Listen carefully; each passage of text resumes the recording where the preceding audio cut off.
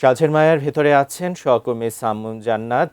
শাহেদ কামালের শ্রদ্ধা নিবেদনের বিষয়ে জানতে চাইব, সরাসরি যুক্ত হচ্ছি তার সঙ্গে। সাইমুন জান্নাত, কেমন আনুষ্ঠানিকতা আজকে আছে সেই সাথে জানাবেন যে এখন যারা শ্রদ্ধা নিবেদন করতে এসেছেন কেমন দেখতে পাচ্ছেন? ধন্যবাদ। আমরা রয়েছি ধানমন্ডির ৩২ নম্বরের ১৫ নম্বর বাড়িতে, যে বাড়িটির নাম সাঝের মায়া। এখানে এটি কবি সুফিয়া কামালের বাড়ি এবং আমরা জানি যে কবি সুফিয়া কামালের জ্যেষ্ঠ সন্তান শাহেদ কামাল, যিনি সাংবাদিক এবং শিক্ষক, তিনি গতকালকে বিকেলে তিনি মারা গিয়েছেন এবং আমরা সেই বাড়িটির সামনে রয়েছি। এই যেই অ্যাম্বুলেন্সটি দেখা যাচ্ছে, এই অ্যাম্বুলেন্সে রয়েছে শিক্ষক এবং সাংবাদিক শাহেদ কামালের মরদেহ এবং এই বাড়িটিতে কিন্তু এসেছেন তার আত্মীয় স্বজন এবং বন্ধু বান্ধবেরা শেষবারের মতো তাকে শ্রদ্ধা জানাতে কিন্তু এখানে এসেছেন।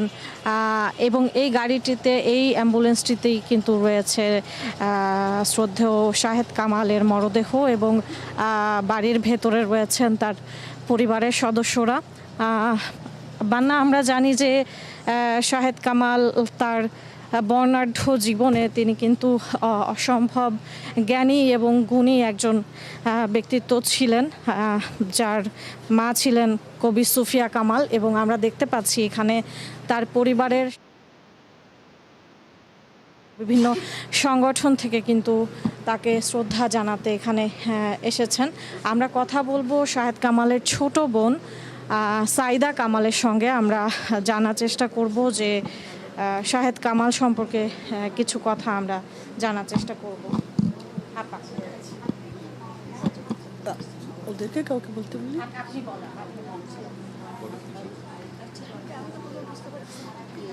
আমাদের বহু বছরের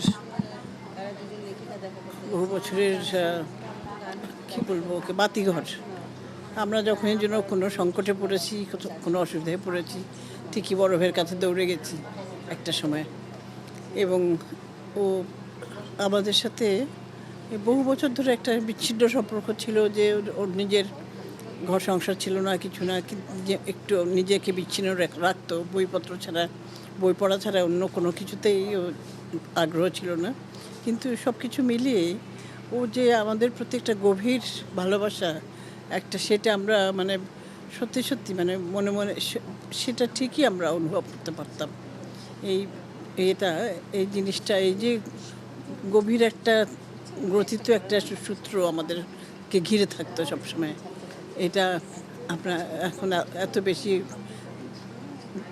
করছি, যেটাকে এখন আমরা অনুভব করছি এবং মনে করছি যে গভীর ভালোবাসা আর শ্রদ্ধা দিয়ে সেটাকে স্মরণ করছি।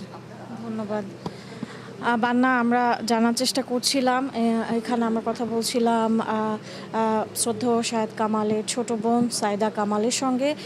বান্না, পরবর্তী খবরে আমরা যুক্ত হব এবং জানাবো পরবর্তী যেই কার্যক্রম সেটি সম্পর্কে। কিছুক্ষণ পরেই কিন্তু শ্রদ্ধেয় শাহেদ কামালের মরদেহ নিয়ে যাওয়া হবে জানাজার জন্য তাকওয়া মসজিদে। আমরা পরবর্তী খবরে যুক্ত হব এবং জানানোর চেষ্টা করব সে খবর।